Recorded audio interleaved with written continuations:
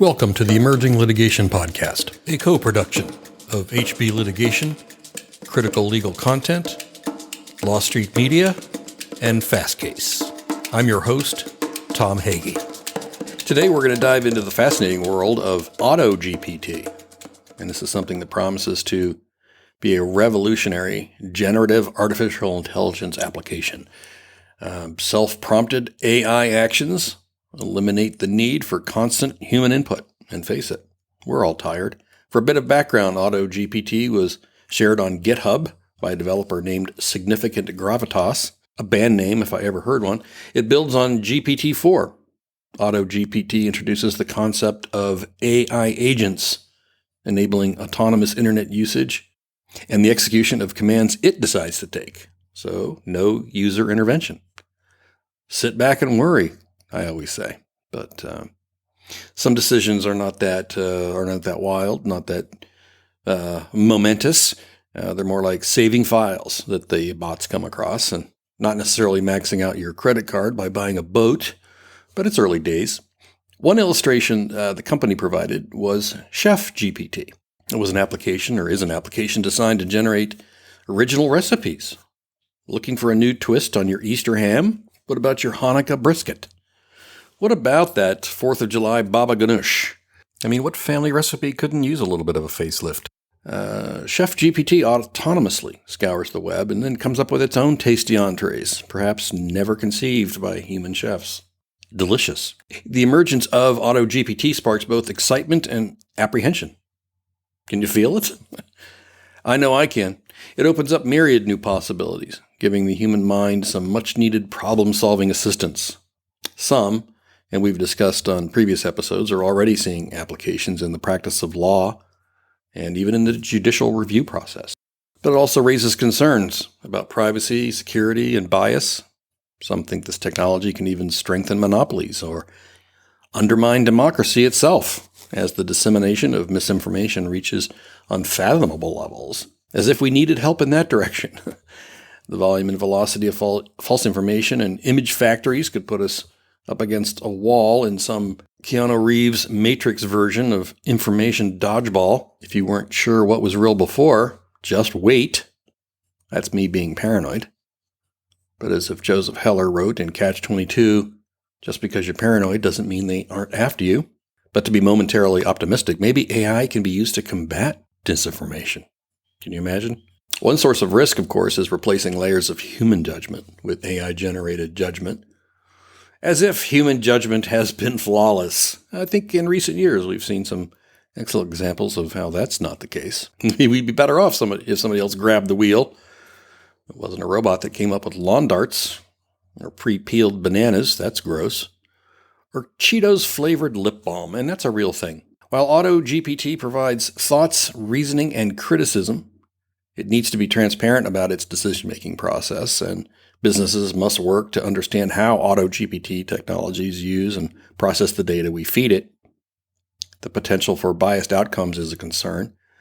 One tip I've picked up in these early days is not just point AI at the wild web, but at your own trusted data or curated and reliable data sets. It takes, and this is me talking, it takes the risks down a notch. And so can you. So we need to be responsible in using these disruptive technologies, right? We need to teach them to be responsible too. Of course, who I mean by we and what I mean by responsible, well, good luck to us. Along those lines, the Biden administration released a blueprint for an AI Bill of Rights in October 2022. This blueprint is intended to guide the federal government's use of AI and establish best practices for society as a whole. The blueprint outlines 5 key principles. 1, protection of Americans from unsafe or ineffective AI systems. 2, prevention of discrimination by algorithms. 3, safeguarding against abusive data practices and empowering individuals to control their data usage. 4, ensuring transparency by informing individuals about the use of automated systems in decision-making processes. And 5, granting individuals the option to opt out of automated customer service and providing access to human assistance for troubleshooting. Humans.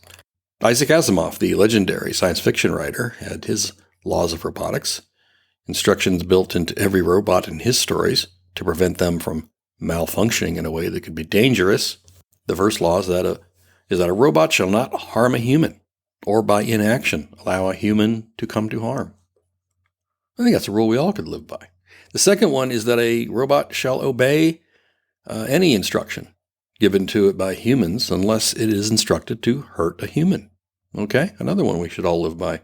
The third law is that a robot shall avoid actions or situations that could cause it to come to harm itself. There you go. Unless a human says it should. So there's a little caveat there. But the Biden blueprint merely provides principles, not laws. And people are questioning whether regulation will be the answer.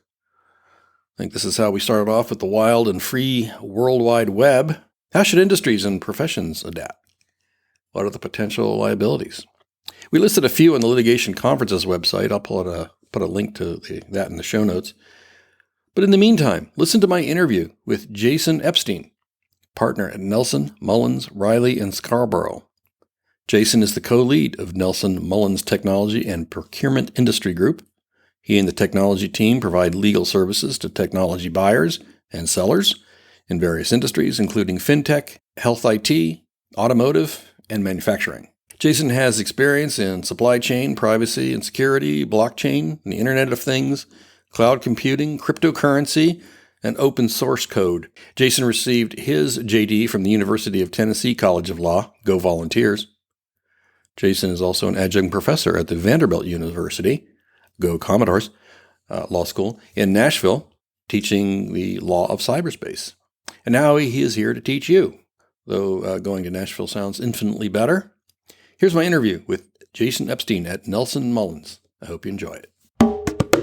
Jason Epstein, thank you very much for talking with me today on the Emerging Litigation Podcast.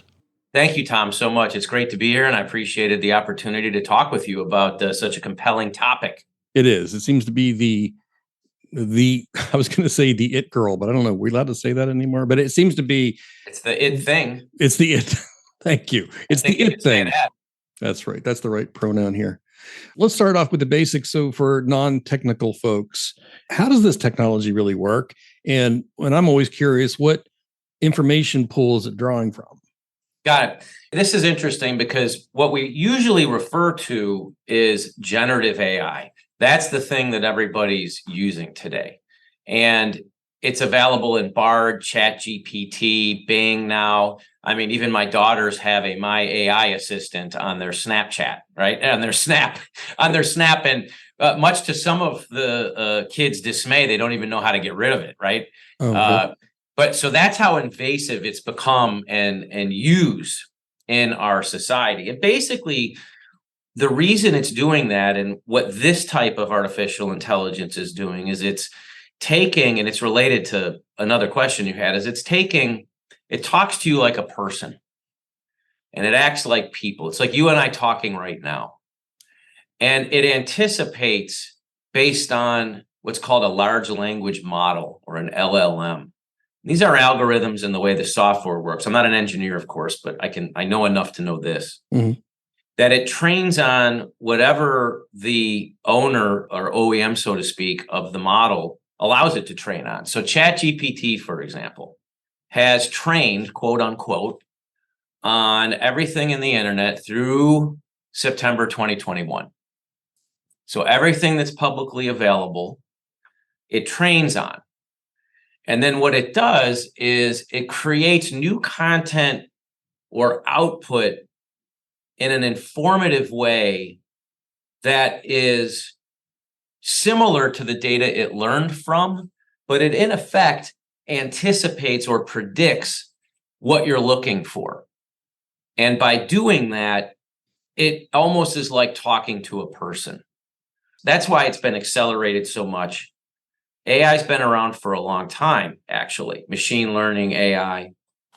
But the explosion has happened because everybody uses it now and it's free. So almost all of our clients and everybody are thinking about, all right, well, wow, I'm actually using it now. There's almost zero time to understand what it can do, what its capabilities are. And so it's really the next question is, all right, how do we use it?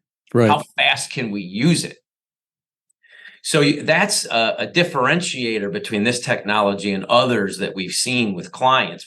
And we've seen it all through the years, from install-based computing and everything being on your laptop or PC. I don't know if you remember when you wanted Microsoft Word.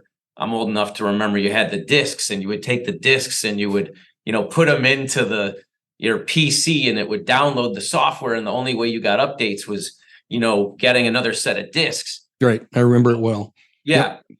That moved to cloud computing, where, hey, the data could be stored not locally, but actually in this cloud somewhere, and nobody knows really where that is. Right.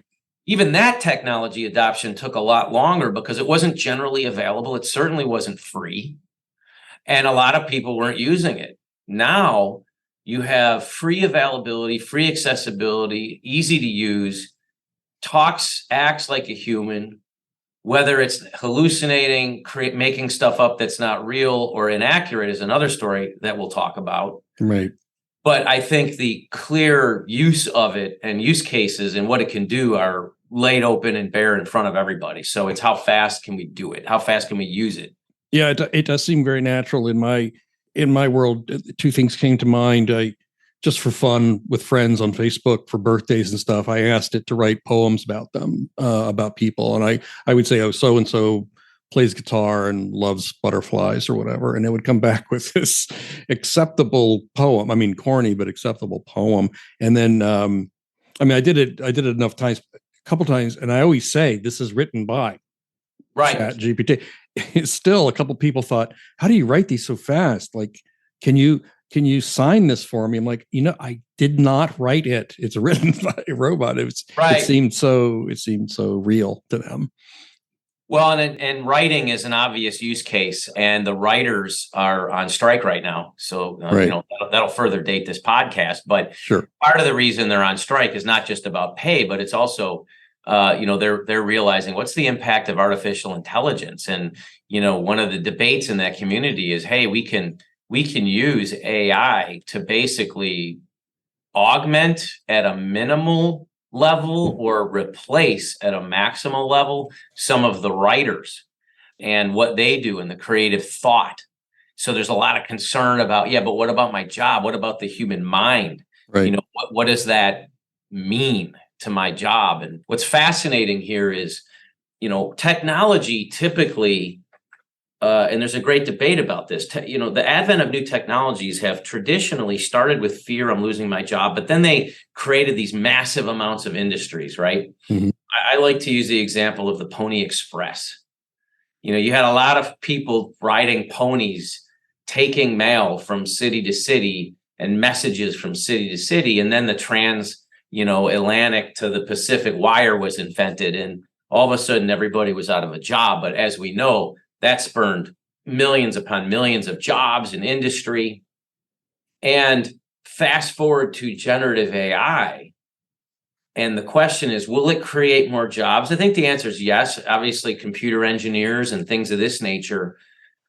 But everybody that I've been talking to have been talking about in terms of how does it make their job either more efficient, or how does it actually replace wholesale people? Instead of 10, maybe you need 2.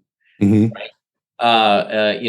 Instead of you taking 10 hours to do something, it takes 30 minutes or an hour. Right. I don't know, and I'm frankly concerned about and curious to see the impact of this on various jobs, especially those that are in the knowledge economy. We could talk a little bit about this more later if you like, but I know everybody's worried about what does this mean for their jobs. My personal view is that if there's a technology and it helps us do things better, faster, stronger, we should embrace it, but we should do so responsibly. That's one of the things we can talk about today is how to. Okay. Yeah. Well, let's get to that in a minute. Do you feel like we adequately discussed? I'm trying to understand for listeners, Auto-GPT versus ChatGPT. Yes. So Can you tell me some? Yeah. Auto-GPT is fascinating because if you think about how, let's just stick with ChatGPT or Barter Bing. It's called prompts, right? The word is prompts. When you and I go and ask it a question, it's called a prompt. And when you put a prompt in and you say, Tom Hagy says, hey, write a song or a poem for my friend, like you talked about, it will draft that. And if you don't like it or you want to add more content or whatever, then you have to do the next prompt. Hey, I like this, but can you do it in 2 pages instead of 1? Can you make it an iambic pentameter versus this, right? You can get more and more granular, but the thing is, you have to be the one to continually prompt. The power of Auto-GPT and what a lot of people are frankly worried about on the potential negative side and the positive side is that Auto-GPT replaces the human having to think about what's the next prompt. So Auto-GPT, in effect, automatically creates different personalities that, in effect, create the next prompt so you don't have to. A great example would be, and an innocuous example, a simple example, I think, would be, if you want to go on vacation. And let's say there was an Auto-GPT app, and we said, hey, I'd like to go to Cancun and stay at this place at this certain time. And you might start that. And then Auto-GPT may be able to take that and say, well, I know where this is headed. You probably need ground transportation. You may want to know what sites to see. You may want to be able to do certain activities. You may want to get certain restaurants. Maybe it knows your preferences of food. Maybe it doesn't. All the way through and including potentially, if it's available, making those reservations for you, doing actionable items. So Auto-GPT automates the process. Instead of multiple human individual prompts, it automates the prompting process. Again, predicting or guessing what you might be interested in. And very shortly, we'll probably in the end be able to say, do you want us to book that for you? Right? Do you want us to reserve that for you? Et cetera, et cetera. So everybody's excited about Auto-GPT or will be, and artificial intelligence will probably do this also. But the Auto-GPT takes the individual prompting out of the game and lets the program itself auto-prompt. Yeah, I wonder, you mentioned preferences, I guess what people will come up with is, I want to do Auto-GPT for things like you suggest, like I want to take a trip, but you may put preferences in there. Yes. I like music. I like this kind of music. I like this kind of food. I don't know. It could be other things. Yes. I don't know. I like to sleep late. And then maybe it would be more directive. I suppose that's an opportunity for somebody, or maybe it's already happening. I think both. I think what you're finding is you have the ecosystem. Let's talk about it in that terms of what generative AI can do is compelling and growing. And what you have is a spectrum. You have publicly available ChatGPT, for example, that trains on public data but doesn't necessarily know your preferences yet or understand what you. And there's a universe of engineers out there and even new positions I see in companies. There's some new positions in companies called prompt trainer. And the whole goal is for that person or people to start training the model on specific things that are specific to a company, for example, right? But you know that the travel agencies and the travel companies and all these that tend to know your preferences now are going to start training their models that are specific to you. Right. So a lot of these things are going to be coming out in the future. And what you see is sort of the generic publicly available things.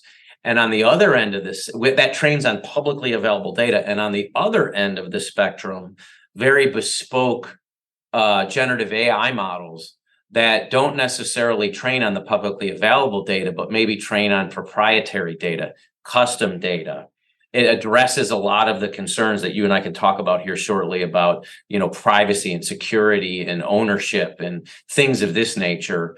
And so what you're having are industry-specific vendors who are doing specific things in industries, recognizing the shortcomings and challenges of some of these products and seeking to address those specifically within that particular industry. Legal's a great example. Yeah. In the world of litigation and in electronic discovery, you mentioned prompt trainers. Haven't lawyers been doing that with machine learning in discovery? Absolutely. E-discovery is one of the best use cases. That's why I'm saying that artificial intelligence, using algorithmic models to find things, locate things, predict what you're looking for in discovery, have been around for a while. It's just that the large language models, the ChatGPTs of the world, that particular technology now has gone so mainstream in such a fast period of time that you're now finding. I saw an article yesterday of another startup that is for depositions. So you see a lot of startup activity in the e-discovery litigation space of companies that believe they can leverage generative AI to do things better. You're going to see existing vendors in the e-discovery space that will add generative AI modules or chats, right? To help further utilize this type of technology. So it's nothing new. Again, artificial intelligence isn't new. It's been happening, and e-discovery in particular has been using it in a lot of ways, but now it's kind of on steroids. Right. I mean, it reminds me of the social media and the internet. We were always able to share information with each other. We were always able to look each other up, but that's on steroids, obviously. Yes. I mean, I searched one speaker one time for a conference, and his mugshot popped up from like 20 years earlier for some minor thing. But it's just crazy how much we can do. So that's why almost artificial intelligence and the way we're talking about it now, I just feel like if we thought the internet changed the world, I really feel like this is going to, if possible, maybe even be even deeper. But that's sort of my own paranoia, probably. But I also, as you said, just so many good things. Same with the internet, just so many good things that can come from it. Yeah, I mean, think about just to riff off that a little bit, Tom, if you don't mind. Think of all the good things that come with Twitter, Facebook, mass communications, just communication generally. I mean, we crave it; it's beneficial, but it also can be abused, and that's something we could talk about a little later. And I think generative AI is the same exact thing, except that I think generative AI will have, like the internet, a massively profound impact on especially the knowledge economy and content economy, and will continue to shrink. It's still a tool, right? But it'll continue to shrink and I think it's the amount of jobs, the amount of time, certainly, that people who create content or thought leadership or things of this nature, it'll be an incredible tool to help shrink the time to get where you want to go faster. Yeah, I think that's right. I'll just share one last paranoia of mine. You only have one, because I got a lot. Okay, one more then. I'm just worried that people aren't skeptical enough when they see something, when they see information. And now when you see a president of a country saying something or doing something, how do we know? How do we know that's really that person saying that? Yeah, it's very difficult. There's a lot of concern about the ethical use of generative AI. As you know, a letter was written by various executives talking about we need to slow down generative AI. There's been a request by people in the industry for regulation around it. And actually, your reference to social media is a good one. Our federal government understands that we need to have federal regulation sooner than later, so we don't make the same mistake we made with social media. And we waited 10, 15 years before we actually got around with regulating it. And the EU is way ahead of us, again, in this regulatory framework environment. Part of the challenge about generative AI and deep fakes, misinformation, is that it's a useful tool by those who would deceive us. And the problem is because we're human beings, once someone has something in their brain, even if you told them it was fake, for some reason it keeps leaving that impression in your head and creates a bias. And that's what those who would seek to hurt us or influence us know. Yeah. All right. Well, let's spend a little bit of time, and then we'll come back to a couple of points you raised. But what about litigation and any court decisions? Anything out there that our listeners should know about? There's not a ton of litigation with respect to generative AI yet. Let's start with some non-litigation, which is interesting about whether or not generative AI whether a non-human can get copyright protection or patent protection, right? Good. Yep. That's not in the litigation context, but it is a challenge, which is interesting because, again, a lot of these issues are already addressed in the law, but they might not be addressed in this way. So a lot of the things we're going to talk about aren't necessarily new. It's the application, however, of old law to new things. And sometimes that's a challenge, right? We see that in the cryptocurrency world, where a case is. Well, but you just that's the theme of this podcast. Yes, yeah, right. That's good. Yeah, where cases in the 40s and 50s or 1940s and 50s are getting used to explain cryptocurrency. But in this particular case, generative AI, one of the benefits of generative AI is to produce content, to produce images, pictures, text. And of course, in a particular case, the Copyright Office granted an AI generated comic, basically a comic book, copyright protection. But then when they heard that that AI was actually used substantially in the creation of it, they reissued and said, actually, we're not going to give you that protection. We'll give you the stuff you put in, but computers or AI can't get copyright protection. They can't be creators, only humans can. And there's a lot of issues that sound in copyright law that just go to that question. And then there's the other question of, is a process that's created by an artificial intelligence, can it get a patent? And the answer has been no. Only humans can get patents. So I do think there's going to be a segment of, it's not litigation yet per se, but there's a segment of our well-defined legal system around copyright ownership, patent law, and whether generative AI or artificial intelligence can actually get the benefit of that. And the answer today is no, based on recent rulings and missives from the U.S. Patent and Trademark Office, as well as the Copyright Office. So now let's talk about that in terms of litigation. Yeah. So there's a recent case that was filed on behalf of open source, owners, copyright owners, because this goes back to your original question: what does ChatGPT train on? So a lot of these models will train on everything that's available, and a lot of what's available is copyrighted material, and some of it's in the open source community. So what's open source? Open source is generally publicly, there's nuances to it, but just in short, it's publicly available things. Could be code, right? Could be images, could be things that are usable by people, oftentimes for no fee. But a lot of times they come with an open source license, and the open source license says you can use it whatever you want. There's various themes, but I'm just going to use this as an example, various different types of licenses. You can use it whatever you want, but you have to give attribution. So in other words, you have to say somewhere that this is under this license or this is the copyright holder.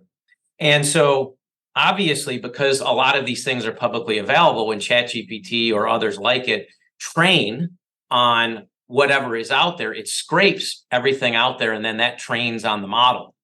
Well, obviously, if you're using ChatGPT to create, or other of these types of models to create code or image or text, and the use and that code or image or text is based on open source material, and you don't give it the attribution, that's actually copyright infringement. And so there's at least one case now that talks about copyright in the open source field. There's also and most of this is in copyright law. There's also a number of cases now with Getty is involved and some others, both domestically and internationally, also stating that the use of images and other things that were generated in part by proprietary copyrighted text or images from companies like Getty is a violation of copyright law. Because if you and I wanted to use their images for a commercial purpose, right, then we would normally have to pay a license fee. Well, what's happening is these folks are just, the generative AI is just grabbing what's out there. It doesn't care. It doesn't even know, right? It's just grabbing what's available. And you could say, create this, create a cat sitting on this over there. And some of those images may be in part from Getty. Right. And if you and I did that, it's either copyright infringement, or you start getting into these fair use arguments, or other arguments like the Google case in the Supreme Court that talks about making it a transformative work. So it can get really deep in the weeds on copyright law and various ways of and defenses in connection with copyright law. But if the question is what litigation is out there, a lot of it's in the copyright space, and there's not actually a lot of it. Right. Yeah. It would seem like that's the most obvious place. For an article, I asked it. It was about AI. Asked it to, I forget which application, to create an image of robots typing, and I know the robot images. I swear I've seen them in clip art. That's should be licensed, but also the first two robots typing were fine. The next two didn't have heads. Now, maybe it just made a call that why do robots have to have heads? maybe their eyeballs are in their chest. I don't know, but pretty sure that I'd seen some of these before. So it just looked too good. Yeah. And by the way, again, this is not a new concept. So let's go back 15 years ago, maybe 20 years ago, when web developers were putting together web pages or content providers were sweeping the web. There was copyright and trademark infringement litigation back then. It was called screen scraping or web scraping. You remember that? Mm-hmm. And so you had a lot of trademark infringement and copyright infringement. And then a lot of websites at the time had terms of use that were posted by way of a hyperlink or some other way on the website that said, even if it was free, you could use it, but you can't use it for a commercial purpose. If you do, you got to pay us for it. Right. And so, again, we're getting a sort of recycled version of that. In this case, the LLMs, these generative AI, are training on this, but then they're also producing, content that in the same way that kind of happened before. It's doing it for you, right? You don't have to do the work. It's like a Napster in the music world, right? Which was copyright infringement, right? Right. And the defense for Napster, if you recall, was, hey, we're just a repository. We're just a file sharing service. What people do with it, that's not there. And of course, they lost that argument. Sure. And so one of the interesting things that I believe is going to come out of this is, do the owners of, OpenAI and all these chat, do those models by definition violate copyright and by definition, even before you use them? You know what I mean? Are they unlawfully training and accessing public information for a particular purpose, usually commercial? And the whole thing's unlawful.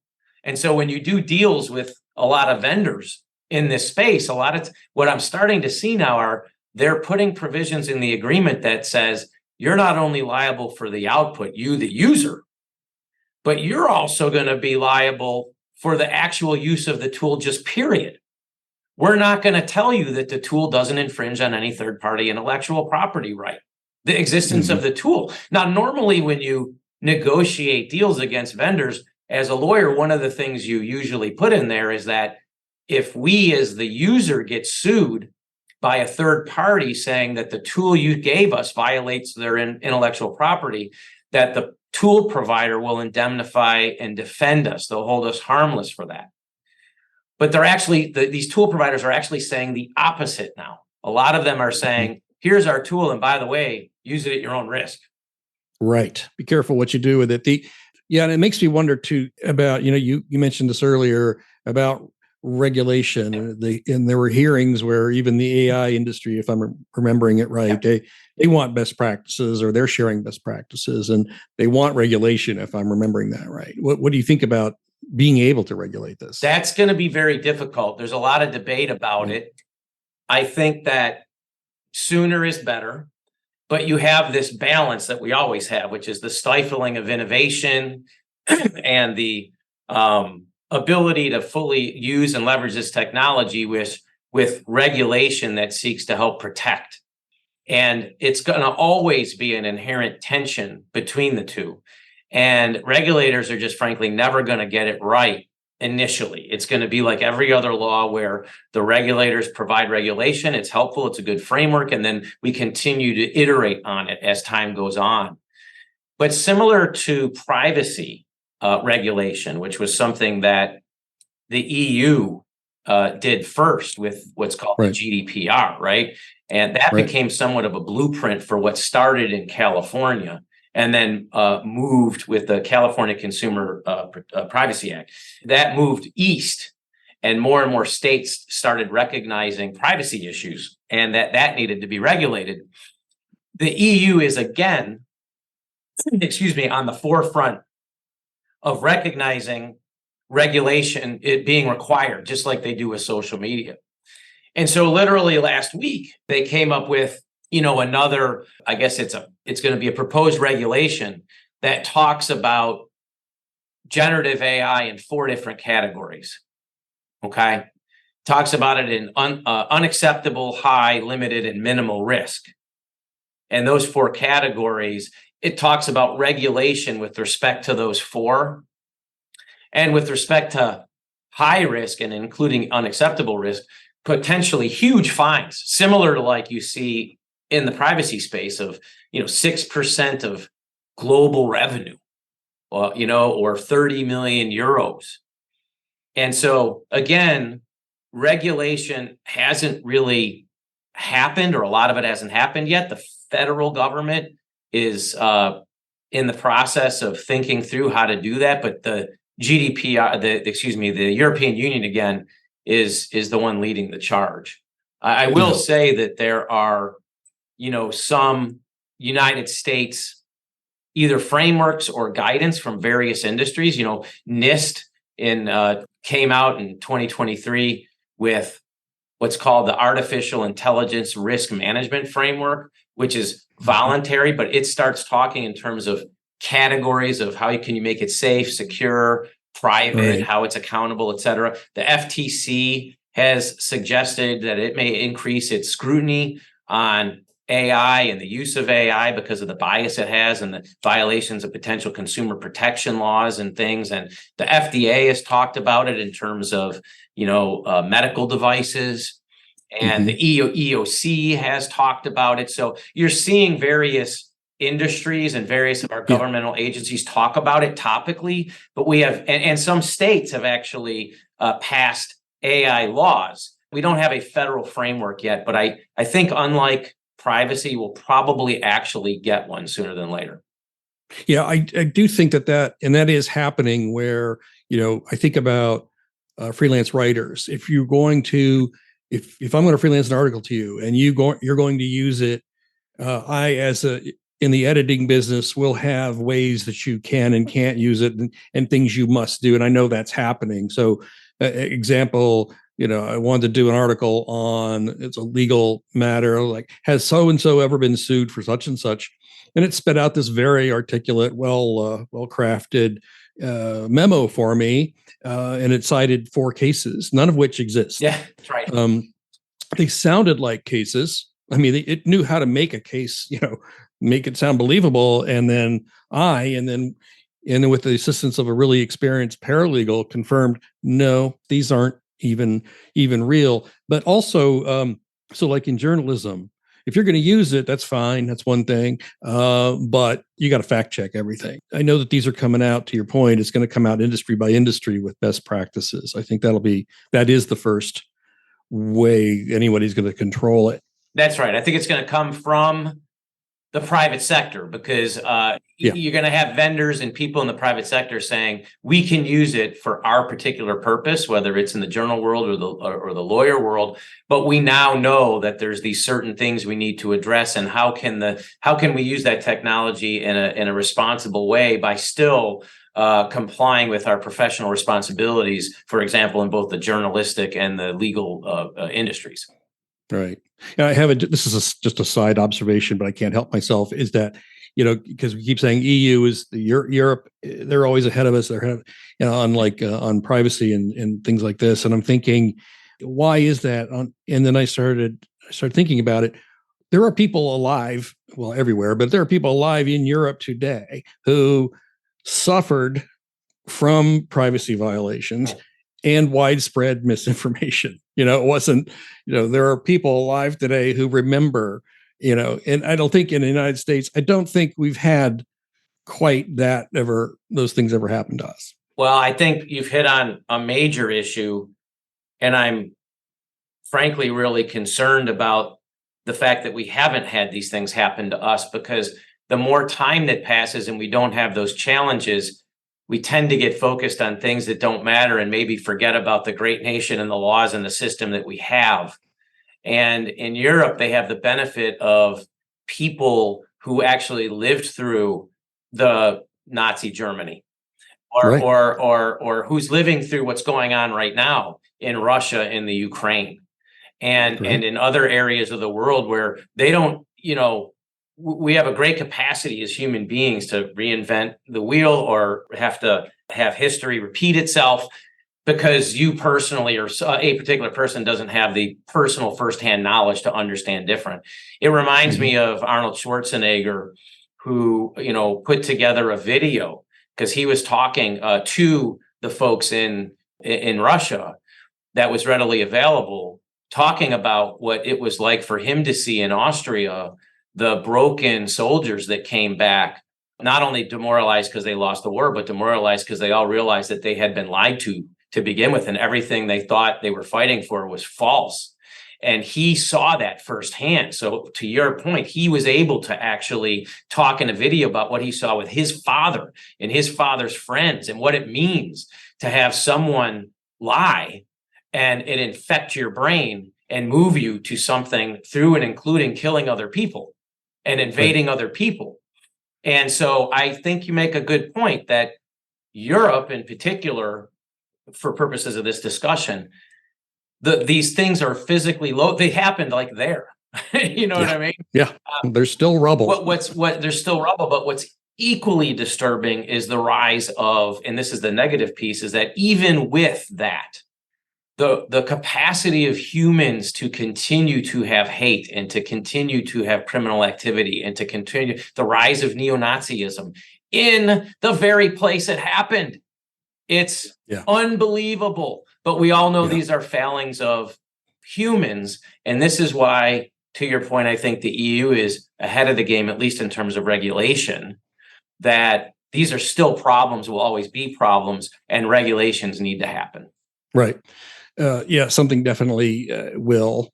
I wanted to touch on a couple other things, but I'm keeping a list of things we parked. But you mentioned what you're seeing in these different communities and industries. But what do you tell companies who want to leverage this technology but limit potential liability? So the first thing we do is we identify what industry the client is in. Is it a regulated industry or not? Right? Do you care about the output and what could potentially come out there or not? And so there's the light touch to the highly regulated healthcare, fintech, energy, right? Where there's potential security problems. And so it's really all looked through the lens of what industry is the client is and how much does it actually matter. Okay. But then we have a 3-point process. The 3-point process is, what's the use case? What generative AI could be used to address that use case, either separately or as a combination of things? And then what are the challenges and risks associated with using that particular AI to determine whether it makes sense to actually use it? Let me give an example in the legal profession. So a good example of a use of publicly available Bard, GPT, or whatever would be, I need, and this of course would be with the permission of the client and making sure that you don't input prompts that have client names or attorney-client privileged information, because that's one of the things you need to avoid. But it doesn't mean you can't use ChatGPT at all. For example, if it says, hey, draft a letter, you have a client that comes in and says, draft a letter about, we have a client that came to us and said, it was actually a pro bono client. And they said, we have a full scholarship recipient for a kid in high school. And so basically we give them a full ride to a particular high school. And but they're one of the obligations and conditions of receiving that full ride is that they have to agree to meet with a student success counselor on 5 or 6 different things. We also need their image and likeness to be able to use. So a good use would be go to Bard and say, Bard, can you draft a letter for me? And this is how specific you can get, right? That relates to a full scholarship recipient.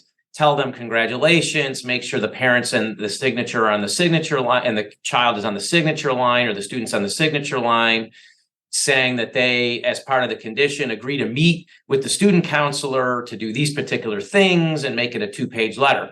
You hit enter and it created a letter. And it sounded like I spent a lot of time doing it, right? It was like, congratulations, and they're being a recipient of this. We're so excited to have you. And it sounded like something that somebody very creative would draft. So I showed it to the client. I made 2 changes. It took 10 hours of my life away and did it in 15 minutes. Mm-hmm. But I didn't input any data. The client knew I was using it, any proprietary data, confidential data. The client knew I was using it. It just saved me all kinds of time. Go to the other end of the spectrum, to your point, right, about case law. You know, the what I would call now the infamous that everybody knows about, the lawsuit in New York, where the lawyers did a whole memo supporting a position, I believe it was against Delta, and the memorandum was beautifully written. The problem is that all the case law and everything else didn't exist.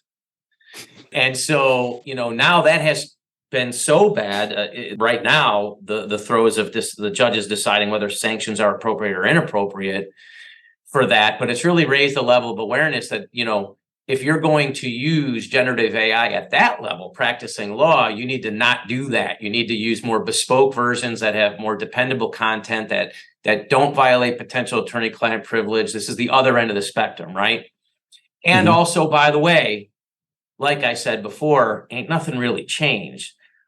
Probably you see this in the journalist. When I ask an associate or another partner, or I'm working on drafting on something, before I ever submit anything to the court, regardless of where it came from, I'm always double checking the sites, making sure it's good law. And this lawyer thought that he didn't have to do that because ChatGPT was more than it was. Right? Yeah. Yeah. And so, I think the human checking is going to be the one part of a profession that is going to continue. I mean, it's going to be amazing what these things will produce, but somebody has to be in charge of like that final, let's look at this thing with a skeptical eye. But here's the thing. How many of us? So let's say, Thomson Reuters is coming out in the fall with its generative AI products, you know, Lexis, with all the companies that are specific to the legal world. You know, for the people that are listening, and I know this is an emerging litigation podcast, so a lot of them may be lawyers, but, you know, most of us in the legal profession use Westlaw or Lexis as our major databases of actual case law, treatises, procured content. When these larger players come along that actually train their models to have access on all of this non-publicly available, some of the cases are obviously publicly available, but all the other knowledge and things, and they give you a bespoke version. And maybe, by the way, that also trains on your data that you have in your database. Now you're cooking with gas, right? So you're still checking it. But think about when you have their access to their cases and the models checking their cases, not what's on the public internet, right? And you say draft a memo that says X, Y, and Z, and maybe it's also integrating with things you've done before. Yep. Yes, you're still checking, but wow, that has greatly reduced the time. Not getting rid of the people, but as a tool, substantially augmenting what you would have spent a lot of time on before. Yeah, I think that's absolutely the best use of it, is to point it at reliable, curated content, not just go out there and hope for the best. Internal briefs and contracts and things like that. I mean, the absolute safest would be to point it at your own database, and then you go out to the reliable ones like Lexis and West and things like that. I do know that Fastcase, which is a smaller competitor of the big research companies, I mean, they're one of the people we work with to do this podcast, they have in their docket alarm product, they have a way that you can get a quick AI generated summary of a document, but they make it very clear that's what they're doing. It's like, here, do you want to see what AI says this document says? But they say, check it, because it is a kind of a beta version of things. Well, and even when it's not, again, this is an old concept rearing its head in a different way. So when we do research, right, Westlaw in particular, or Lexis now, they have head notes. And sometimes when you're reading the head notes, it'll say this case stands for this. And a lot of times they're dead on. But some of the times, depending on the nuance or whatever, you read the case note and then you actually read the case, and it might not be exactly what that case note said. Mm-hmm. So forget AI. We were double checking other people's summaries of stuff before this came along. Yeah, it's just got to be part of the process. And I think you could look at AI and ChatGPT and things like that as just one editor, one drafter of something, but all the other checks have to be in place. Correct. I just think that, so what's happening is you have these sort of, you have curated content, which is this proprietary content that's reliable, right? And that is thorough. But then you do that. A lot of these companies like Thomson Reuters, in a demo I recently sat in, and they have something like over 100 engineers that before you ever do your prompting, they're training and doing prompting to try to get rid of the hallucinations and the queries and to get the right answers anyway. So again, this prompt training engineer, the systems engineers, what's really happening is these companies are spending the time so that when you and I put a prompt in, that the response is even more reliable than it would be. And a lot of them are using what's called retrieval augmented generation, or RAG, which is basically where before it gets inputted into the LLM, there's a question, and that question is basically put in a retrieval engine that basically takes as much of the information that the LLM would need to look at from that curated set. So, and then that goes to the LLM, and that further reduces the hallucinations and the errors and gives you things. So you can see the industry is already on top of how to make this more reliable. But to your point, you still have to have a human at the end practicing law. But what generative AI does is it makes the possibility of what you're reviewing much highly likely to actually be on point. Okay. Yeah, true enough. Actually, sitting here listening to the applications, one thing as a writer, sometimes I'm asked, or I have to do for my own website, I have to write the proper SEO or meta description. And for a writer, it's just, I've been writing for a long, long time. Writing SEO friendly content is not always very intuitive. You have to use these words to match up, but you have to use them in these locations: the first paragraph, the headline, the URL, and in the description. And so I think what I'm going to test doing is say, I'm going to point some AI at my webpage and say, what would be the best meta description for this? Because, man, it's just not my favorite thing to do. So tasks like that, I'm sure there are other tasks like that too that we can that they can come up with. I mean, there's some, I'm not using it on this podcast right now, but on web meetings, you've probably seen these where it writes notes. Yes. It gives you key takeaways. Yes. Sometimes they're comically wrong, but yeah. But that's a great use is I know that Bard, right? Google, you can actually, it can use and sift through a YouTube video and give a summary of the presentation. Okay. Wow. Now, whether it's accurate or complete, is something that's up to debate. But we all know it's going to get better over time. Sure it is. But, you said, what are you using? And I think understanding the technical, you don't have to be an engineer, but you do need to have sort of an understanding of some of the limitations that are specific to these generative AI. So, for example, when you say draft that SEO, right, to search engine optimization, ChatGPT is only through September 2021. Bard and Bing are current.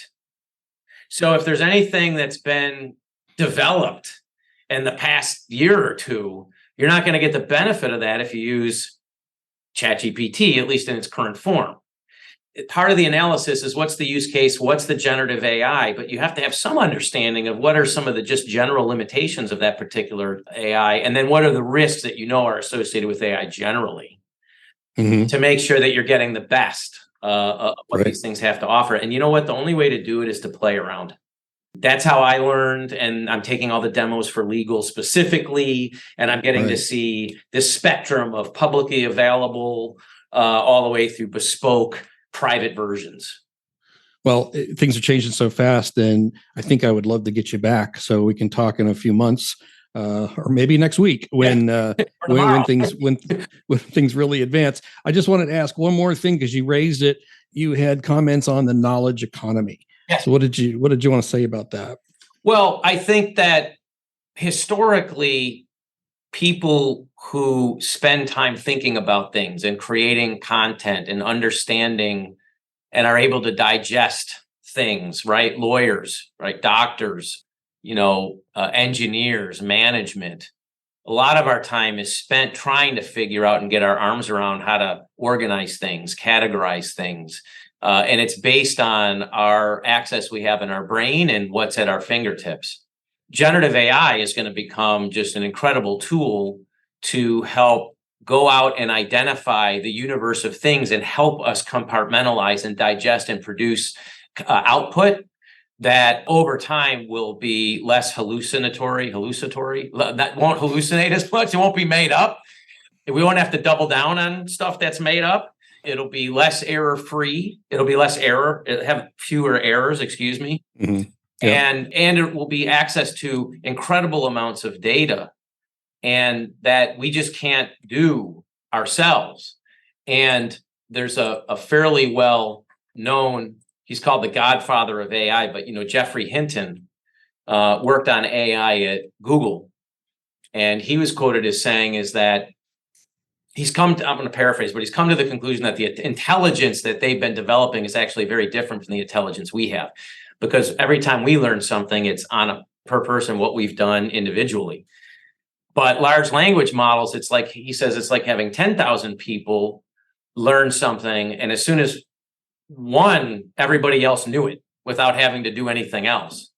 And so you saw this on other things. You saw this with IBM Watson, and what it was trying to do, or what it did with in the medical world is, our brains can only digest so much stuff and take in only so much new information. And these LLMs don't have that restriction. Right. And so, part of the really main questions is it possible that these things could be smarter than us? And it's just a function of when does that happen? And that's why everybody's looking at regulations in these environments and how can we control this so that these negative things don't happen, which is where it kind of becomes self-aware, right? It starts following its own agenda. It starts doing end arounds of controls that were put in place to control it. It stops doing what the developers had originally intended. So you have this balance between this incredible knowledge base and then the knowledge economy to be able to digest all this information and put it in output that's usable and makes sense. But the other end of the spectrum, which is as this continues to grow, it's almost unlimited in what its potential is. And interestingly, I am sort of concerned about unintended consequence. I'm more concerned about people who know that and have a criminal bent, whether at the governmental level or individuals, and then use the knowledge that I wish they would use in a positive way, the other way. Right. There's so many things like that, right? in the right hands. I did ask ChatGPT for 10 questions that I should ask you, and it came up with some pretty good ones. We've covered a lot of them. It did focus on privacy and intellectual property. Yes. It did ask about, could responses generated by ChatGPT be legally binding? Potential liabilities for businesses if the responses are generated by AI are inaccurate. Yes. Tell somebody a way to fix this is, jump off the roof. So it asked some interesting questions. I thought it did pretty well. Yeah. I was listening to another podcast where the interviewer was asking questions and didn't tell the person that the questions were generated. And one of the things that the person who was being, the interviewee was being basically said, look, like, for example, the questions you're asking are too intuitive and ChatGPT is not there yet, whereupon the interviewer had to tell the person that actually ChatGPT is the engine that put the questions together. The sky is the limit. It's all about these large language models and the data that's created, and then these engineers doing training and prompting. And we're really still just touching the surface. Everybody, if you talk to a lot of the vendors, everybody's still in a proof of concept stage, right? Like a Google, a Microsoft, and Amazon that came out with Bedrock. People are standing in line to do proofs of concept, but guess what? They're proofs of concept. But the time to go from proof of concept to full on commercial application is not the typical timeline we've had with other technologies. Cloud computing took a decade. We're not there. We're talking about 2 years to 5 years. If you looked at the 2022 Gartner hype cycle, which is, the predictor of how long certain technologies will take to become commercially viable, basically. In 2022, really before we had this explosion, Gartner had identified generative AI as a 2 to 5 year time frame. And now, because everybody's using it so voraciously, I think that time frame has even shrunk. But even before they knew how crazy it was going to be, basically, it was a 2 to 5 year time horizon until it was very commercially applicable and useful. So it's here to stay. I do think the one question that ChatGPT came up with at least showed some self-awareness. It did ask about disclosure and transparency requirements, and how important those are. And I think that those are things that you've talked about here, is like people should know that you're using it, including your boss, your client, everybody else. So I think it came up with a number of good questions. And if you want to have fun, one thing I did do is I said I was having ChatGPT write poems for friends on Facebook. And then I had to update my bio. And just for giggles, I just threw my resume or something into it and said, rewrite my bio for me. And it anticipated that I wanted it in verse. So it came back with a poem about me. It was pretty funny. Yeah. Well, again, one of the things that we have to retrain our brains. We're so used to asking Google type research questions. We have to retrain our brain that basically when you ask AI, you can ask it to do something as if you hired a professional, and you can be as specific as you want. What the format, chart, no chart, how many pages, formal or not as formal. And in fact, the more you do that, the better output you get. And interestingly, like Bard gives you 3 versions. If you would have done that in Bard, I don't know if you did, but if you go ahead and attach to Bard and ask the same questions but get more, it'll give you 3 versions of the same resume that you could beg, borrow, and steal from. So I'm going to try just fascinating. That's why I'm saying playing around with these various technologies, you get to see their differences and their idiosyncrasies. And at least for now, they're free. Yeah, at least for now. Did you want to cover anything else? We went through everything, I thought. What I'm finding now is that the most value that we can bring to the space you're in when talking to people or our clients is sort of like a survey course. What's the universe of 30,000 foot issues we need to know about? The goal of which is when you're done, say, oh, okay, it's not an unlimited universe. These people have spent the brain tower to kind of put this together, right? In a form, because I can't tell you how many times I've been on, I've seen CLEs or whatever, and a lot of the things they talk about just continue to beg questions where you're like, well, what about this? And what about that? And so what we've really been focusing now with our clients on, hey, here's the universe. And we're pretty certain of it. Nobody's an expert yet, but we've done a lot of stuff. And that's how I was able to say, what's the use case? What's the product? What are the issues? The only way we got there was by swimming in the space for a long time and then following this stuff. So I think our highest and best use is to educate people as to what the 30,000 foot issues are. We could always drill down on any given issue, though. Yeah. All right. I have a feeling we'll be doing that. That'd be great. All right, man. Jason Epstein, thank you very much for talking with me about this today. It was really an interesting conversation. Tom, thanks so much for having me. I'd love to come back and talk about this. It's going to be almost a never-ending circus over the next, especially over the next 6 months to a year. But I think it has such a it's going to have such an impact on our lives, and there's so much change that's going to happen between now and then. We're, as the head of the technology group at Nelson Mullins, we're always been committed to staying on top of the latest technologies and what that means to people and clients. And so we'll continue to do that, and would love to have another opportunity to do an update. And you'll get it. Right. Thanks very much, Jason. Thanks, Tom. Take care. That concludes this episode of the Emerging Litigation Podcast. If you have any questions about anything you heard on the podcast or would like to participate, please write to me at editor@litigationconferences.com. The Emerging Litigation Podcast is a co-production of HB Litigation and Critical Legal Content, my companies, and Fastcase, and our friends at Law Street Media, David Nair, Editor-in-Chief. This is also the audio companion to the Journal on Emerging Issues in Litigation published by Fastcase, Full Court Press. Tom Hagy, Editor-in-Chief, Morgan Wright, Publisher. I'm your host, Tom Hagy. That's why I'm talking, and I don't know if it needs to be said, but this is not legal advice. Unless telling you it's not legal advice is legal advice, although I'd argue it's just plain common sense. Thanks for listening. Give us a rating, share with friends. See you on the next episode.